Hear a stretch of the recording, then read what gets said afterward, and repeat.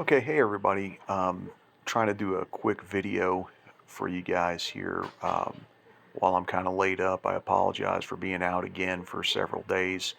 Has not been my intention, but unfortunately have had some significant hiccups in recovery. We'll talk about that when I get back and try to make some additional plans if possible. Hopefully at this point the sub has given you the worksheet on demand shifts, and hopefully uh, you've seen the previous video that I filmed in the classroom on shifting the demand curve a little bit. So I wanted to go through with you guys and just make sure that you understood how to do the worksheet and the correct answers here. I'm pretty sure these were the questions that I gave. Unfortunately, I don't have the worksheet right here with me. Um, so I'm not able to look on with you, but I think, as I recall, this is what the questions were. The product in question was hamburgers. The first question here was what happens if the price of a hot dog, which in this case was a substitute, the price of a substitute increases. So for each of these, what we end up doing is we start off by just drawing a plain old supply and demand curve. So S and demand, and then what we want to do is go to equilibrium and come down here. We'll call that quantity and come across and equilibrium price. And so in this case here, if the price of a substitute goes up, we're not going to buy that substitute. I'm not going to buy the hot dogs now that they're expensive.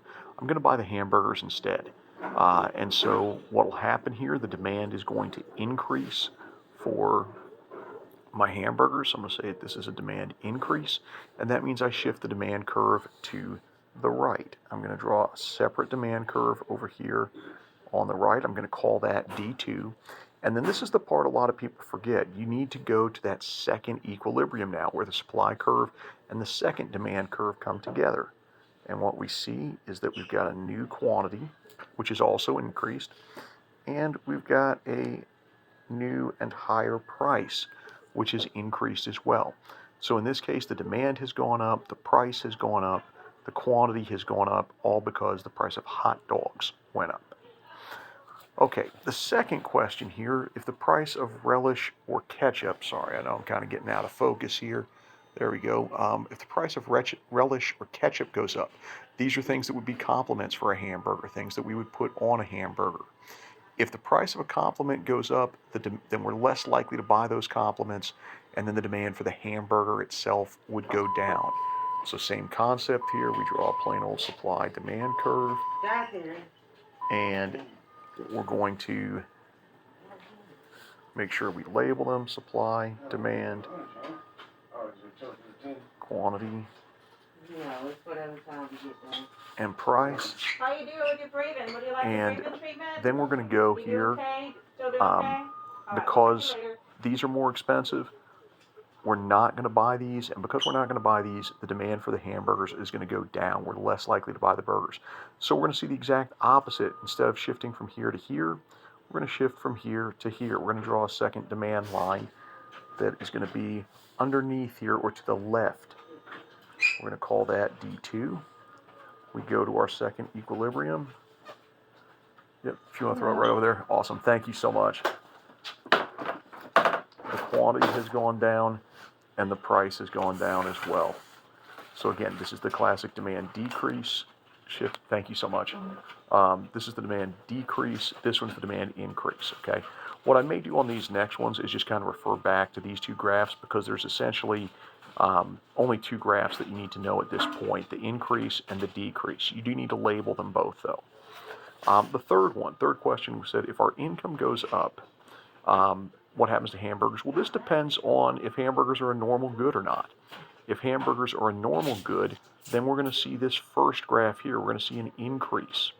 If hamburgers, by the way, are an inferior good, then we'd see the second graph. So I can't remember if I list the hamburgers as a normal or as an inferior, but it depends on that. If it's normal, it's this graph here. If it's inferior, it's going to be this graph here. Now, if you're wondering how can hamburgers be an inferior good, well, if we're comparing it to maybe lobster or to steak or something like that, then hamburgers might be considered an inferior good at that point. Okay, the next one we go to is our miscellaneous category.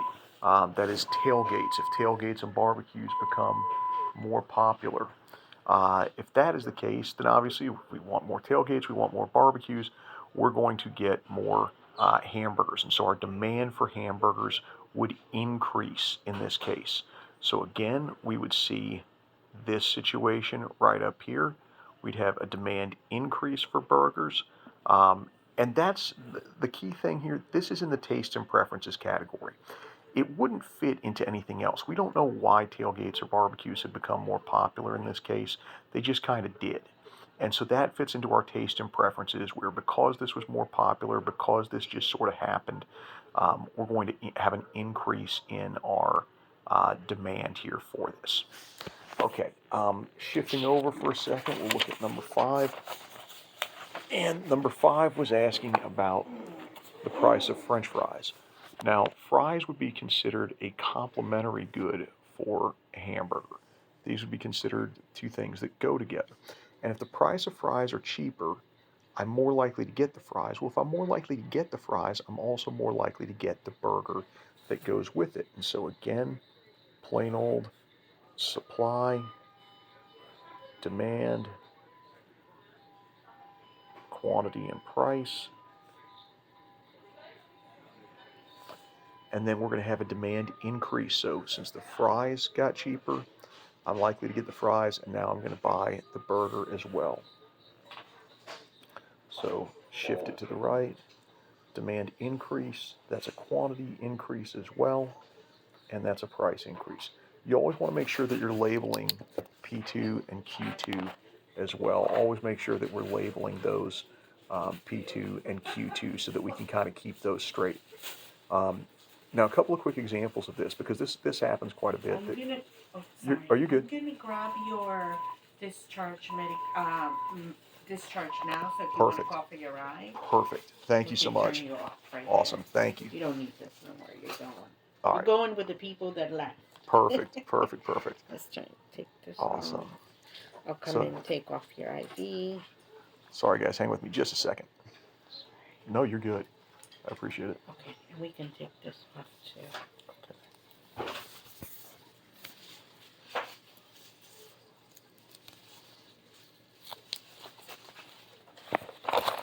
There. There we go. Yep. All All right. Thank you. All right. Sorry about that, guys. I am about to get discharged from the hospital, so good news that puts me back in the classroom a little bit quicker. So hopefully we'll be able to see you guys soon. But I wanted to let's go back to the fries for a second. On this, let's say you're going to Checkers, okay? And when I was in school, the Checkers right by university, on Thursday nights they used to have a promotion from 8 to 10 p.m. The I think they called it the Biggie Fry or whatever their extra large fry was. It was 75 cents. A lot of people would go in. I went in, get the fry. But here's the thing: I'm not just going to get the fry. A large fry, that's cool, but that's not going to hold me. So I would either get a Champ Burger or I would get a milkshake to go with it and take the fry, dip them into the milkshake.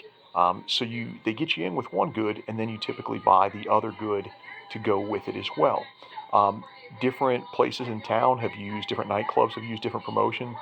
Sometimes you'll see promotions of like ladies drink free. Oh, well, how do they make money on it? Well, because they're allowing all the ladies to come in free. That draws in a lot of guys, a lot of other people, and so then they'll essentially purchase goods. The demand for beer or whatever the guys are drinking, that's going to go up as well. Okay, this next one, if we expect the price of burgers to go up in the future, we're going to get the burgers right now. We don't want to wait till the future till they're all expensive and stuff. We want to go ahead and get them right now. So this is actually going to be the exact same graph as what we saw when the price of fries went down. So same concept here, 5 and 6. These graphs are going to be identical. Demand increase, quantity increase, price increase. Number 7, we got an outbreak of mad cow disease. Okay, sounds weird to put that in taste and preferences, but it doesn't go anywhere else. It's the miscellaneous category, and so we're going to do, again, supply, demand, quantity, and price. And so this is the demand decrease. We don't want to risk mad cow disease. We don't want to risk getting sick here. So we're going to decrease our demand. We're going to shift that demand over to the left. We're going to decrease our quantity. We're going to decrease our price. And again, this kind of makes sense if you think about it. If no one wants our products by and large, okay, in this case a burger, if no one wants that burger, then we definitely, if I'm a burger company, if I'm McDonald's or whatever else, if no one's buying, what can I do? I need to decrease the price to try to stimulate that demand a little bit. So that's really the reason that when the demand has changed for something other than price, it can still impact the price. The price will end up going down because of the mad cow disease. And then lastly, the population went down. Okay, if people leave an area, yeah, you don't need as many burgers now because there's fewer people to eat those burgers. And so 7 and 8 are going to be that same graph. This is going to be a demand decrease. Okay, I'm going to leave you there, but obviously with the testing and all that, that's kind of crazy. I will talk to you guys about that. We'll come up with a fair and equitable solution to that. I hope to see you guys soon. I'll keep you updated. I'm going to try and send you an email once I get out of here and let you all know from there. Take care. Love you guys. We'll see you soon.